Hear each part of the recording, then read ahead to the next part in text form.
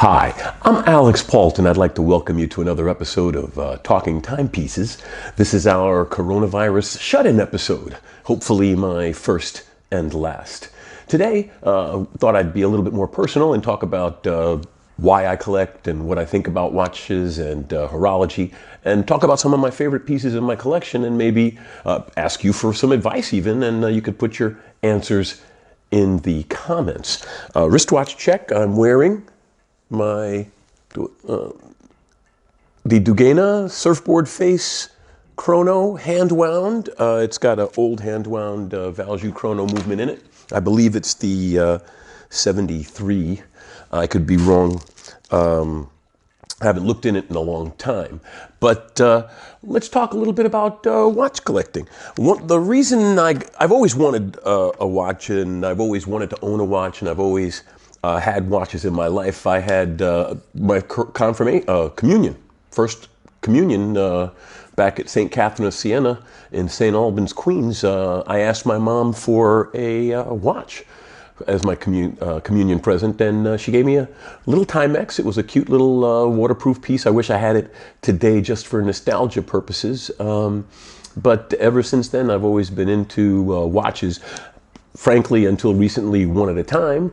But I always enjoyed watches and horology itself, because in fact in 7th grade I did a science fair project on timekeeping, on how the number of times the second is divided into, and the various technologies to accomplish it worked towards timekeeping accuracy, because, well, as you know, a high beat watch is more accurate than a low beat watch because it's more precise, and that goes on upwards until you get to the atomic clock, which is about as accurate as the planet itself. Actually, it's more accurate than the planet. It has to be adjusted occasionally to compensate for rotation.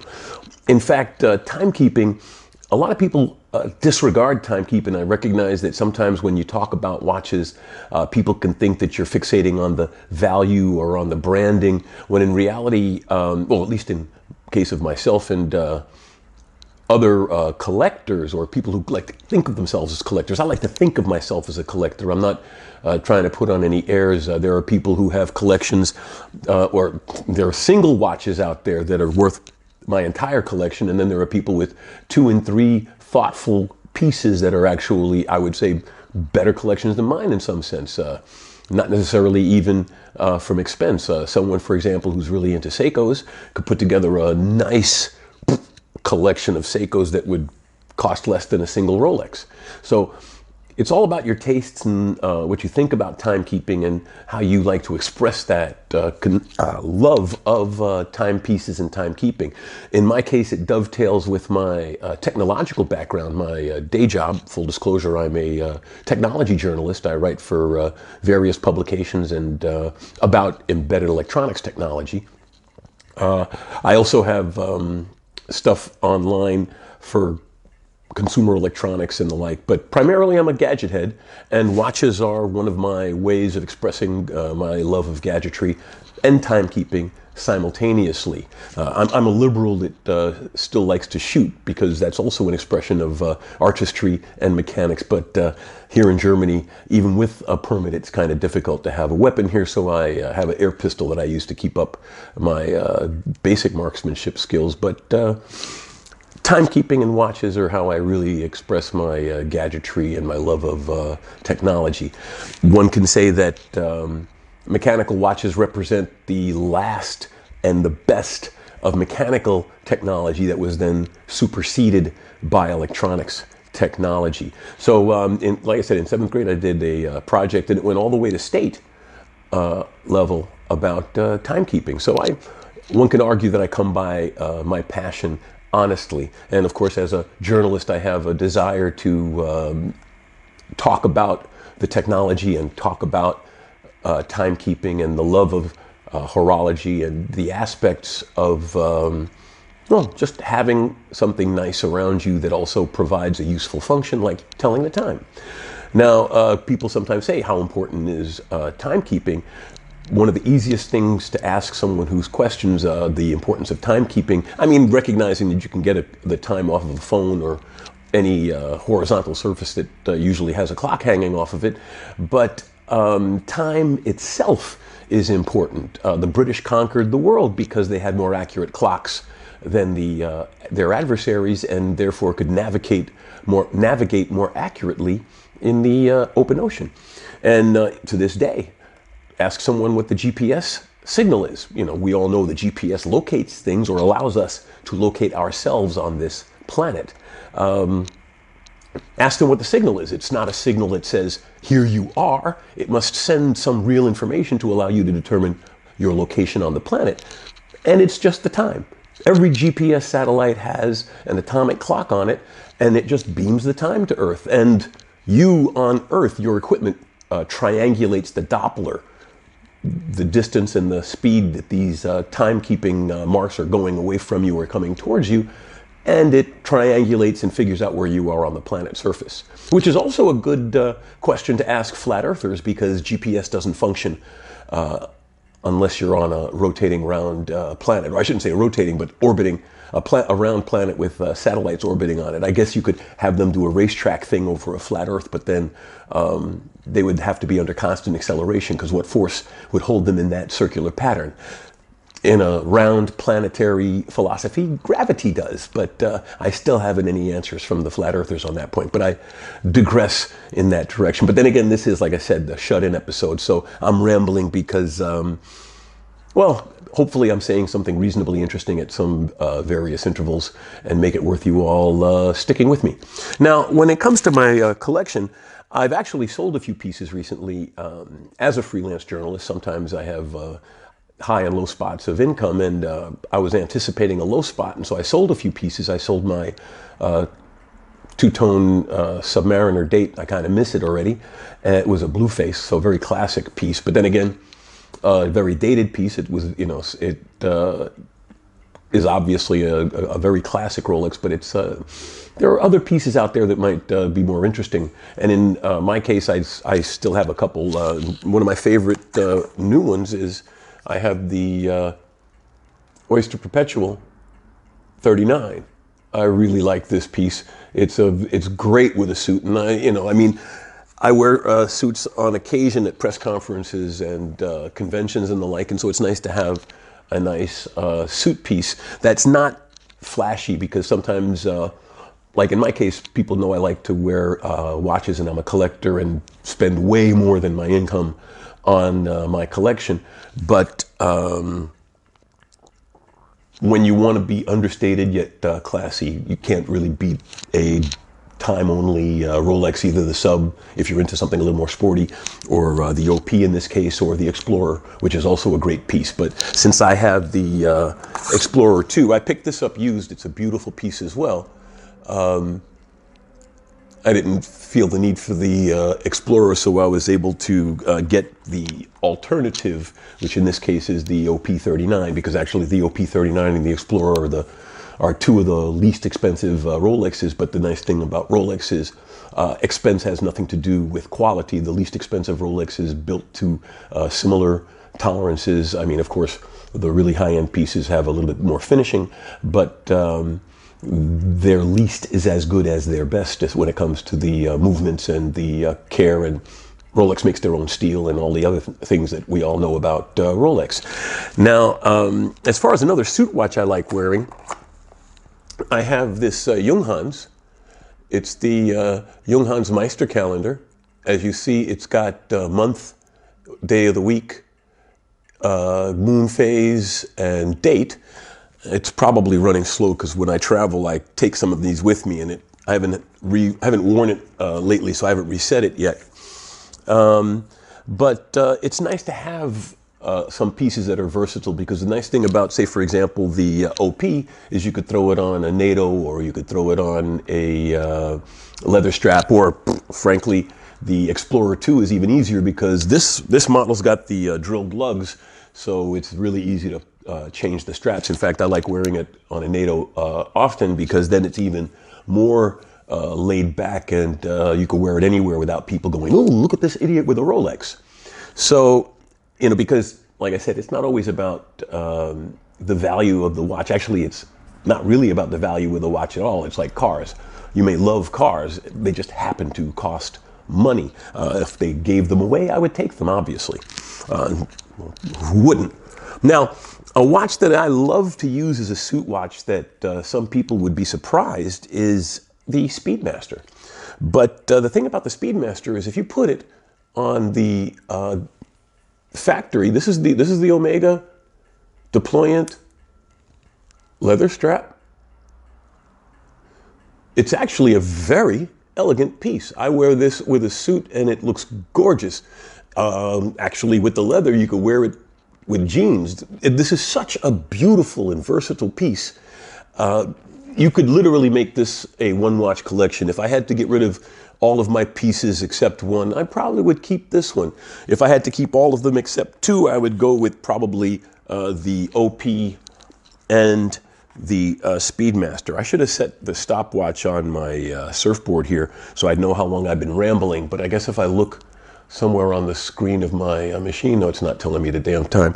Well, if it runs long, but I apologize for the long-windedness, but hopefully you'll stick with me.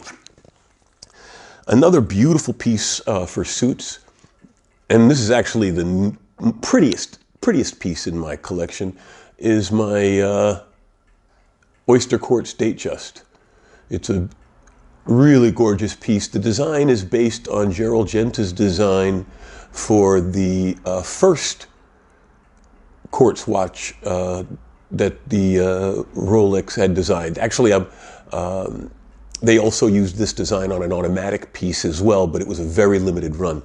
And the blue face two-tone steel gold is classic. That's one of the reasons that I was able to bite my lip and sell the Submariner, because it was also a two-tone blue face Rolex. So I thought, well, at least I still have one. I also sold my IWC, which I actually miss more than the Rolex, and I got rid of, I shouldn't say got rid of, because I actually liked that watch as well, but I sold my Walkman, which frankly, once I found out I had to advance the month myself, I realized that it was a very nice period piece, but it was just a pain to set and keep up with, and it was worth selling and I needed the money, so I figured let me get rid of it.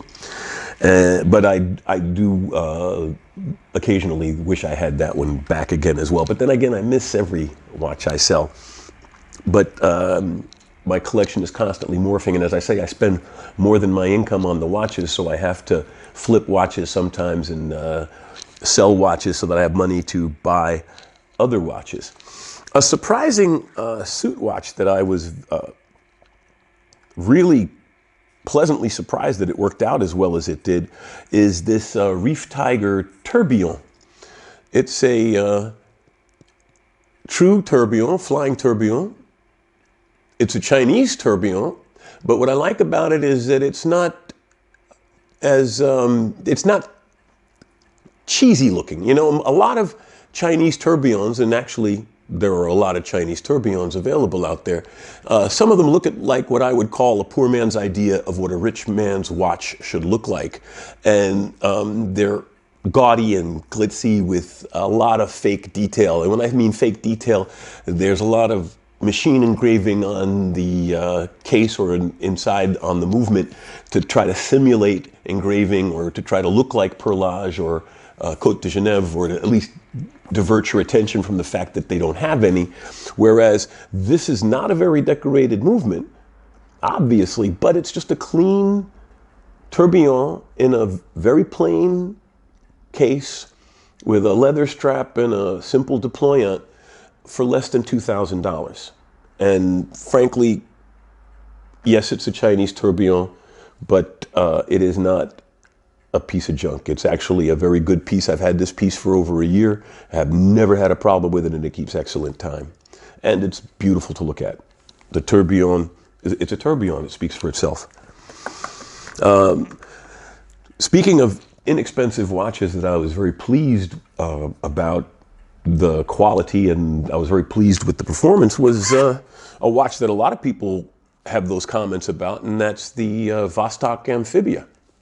This watch costs less than $100, And I have as much fun wearing this as I do with any piece in my collection. In fact, I like wearing it also because I'm an ex-Cold Warrior. I was Army Electronic Warfare in the early 80s here in Germany. And I kind of look at it also as a war trophy. It is only a few years younger than I am, considering its design date. Not this model. This is a newer, this is a new manufacture of an old design. I was talking about the design age. Another nice watch that I was interested to buy because of its nomenclature and turned out to be a nice watch was this Yonkers Open Heart. It's a German aviator design chronograph with open heart, so you can see the balance wheel from the front, but it also has a full display back on the rear, so you can see the movement. And this is another Russian movement. This is a Polyot movement 3133, and it's in a German watch. I thought it was a good combination. You get the German fit and finish and case quality, and you get the very rugged hand-wound chronograph movement. Now, speaking of hand-wounds, the Speedmaster is, of course, a hand-wound. This is a hand-wound, this Dugena. And do I have any other hand-wounds? I do not believe I do. On the interesting and inexpensive, I also have a Swatch System 51 because it's a classic piece, being the first completely mechanically assembled and built mechanical watch. So in other words, this watch was built on an assembly line, including the dialing in of the balance wheel. In other words, it's laser trimmed, and there's only one screw in the entire device, and that's to hold the weight. Actually, it's a disc that has a weighted portion, but it's actually not a bad piece, but it's an industrially manufactured mechanical watch with date function that no human hands touch during manufacture. Everything's either ultrasonically welded or glued together. And the plastic versions aren't even designed to be open. They're hermetically sealed. The metal ones can be open, but that's only because they couldn't bond the plastic to the metal, I'm guessing, or because the price point slightly higher, around $300 or so, they figured the people who bought them would want the things to be able to be serviced. Now, let's see, what are some of the notable pieces? The ones, I mean, the collectible pieces, like the Oyster Quartz is a good piece to have. And then and I actually have a true Genta design, the Omega Polaris. That's a nice piece. It's a Gerald Genta design. This one's the automatic. It's got the Valjoux 7750 in it, and it's titanium with a gold inlay. And considering that the two metals are incredibly different, it's a work of manufacturing art as well as horological art. Although the 7750 is not considered a high horological piece, movement, obviously, but it's a workhorse movement. But in this case, they've put it in a very beautiful design. So what else is worth pointing out? Here's another nice piece. This is my Sin 142. It's a German chronograph, aviator chronograph. In fact, a lot of people call this the other Speedmaster because a lot of European pilots and astronauts have worn this on the space station and on other space missions. And one of the nice things about this is it's got a inner rotating bezel, and it's very clean, precise, and tight. It feels nice and thick when you're turning it. There's just enough resistance to let you know that it's not going anywhere, and it moves easily enough, though, that you know that it's not because it's a poor quality piece. So I think with that, I'm going to leave you all until the next time, and thank you for putting up with me for this time. This is Alex Pault for Talking Timepieces. Have a great day.